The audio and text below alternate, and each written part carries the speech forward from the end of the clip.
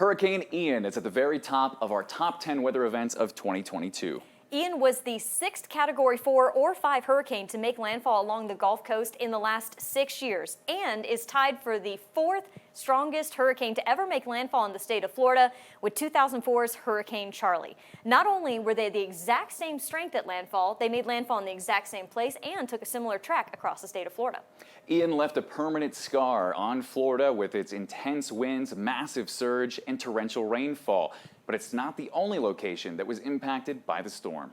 Before Ian arrived in Florida, it lashed Cuba, making landfall in Pinar del Rio as a Category 2 hurricane and knocking out power to the entire island.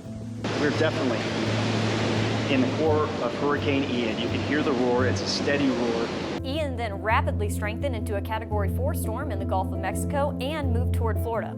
Officials issued evacuation orders as the cone of uncertainty shifted up and down the west coast, finally settling on areas south of Tampa from Sarasota to Fort Myers. You can see the eye wall now moving onshore, places like Sanibel Island, Captiva, Boca Grande. Hopefully we're not talking about too many people, if any, who are left in these areas. On Wednesday, September 28th, Ian made landfall on the island of Cayo Costa as a Category 4 hurricane with winds of 150 miles per hour, just shy of Category 5 strength.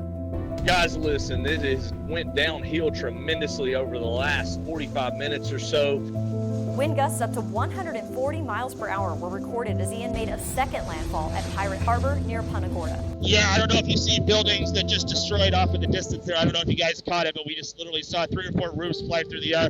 Catastrophic storm surge of 10 to 15 feet submerged the southwest Florida coast, and battering waves washed homes off their foundations.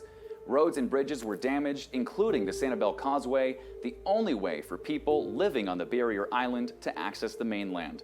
Over 2,000 people were rescued in southwest Florida. As Ian moved across the peninsula, it produced a large swath of 15 to 25 inches of rain, and freshwater flooding began to overwhelm rivers, streams, and urban areas. The water was so high in Arcadia that entire communities were submerged. A majority of our rivers reach a major flood stage, and 3 of them actually reached historic crests, which means that's the highest level that we've ever seen. Impacts from Ian spread to the eastern side of Florida overnight into Thursday, with multiple flash flood emergencies issued and massive coastal erosion from the battering waves and storm surge. Ian exited Florida's east coast and re-strengthened over the Atlantic to a Category 1 hurricane, making another U.S. landfall near Georgetown, South Carolina, with winds of 85 miles per hour. Overall, nearly 150 deaths have been attributed to Hurricane Ian, many due to the intense storm surge in southwest Florida. Mainly the west coast of Florida is extremely vulnerable to storm surge, and Ian really showcased how vulnerable that portion of the coastline is, and certainly for a populated area, it really showed how devastating storm surge can be as well.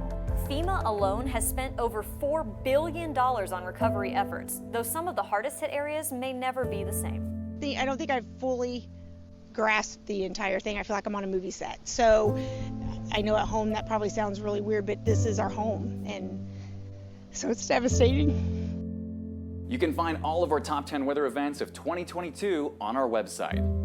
For Weather Nation, I'm Cassie Knoll. And I'm Rob Bradley.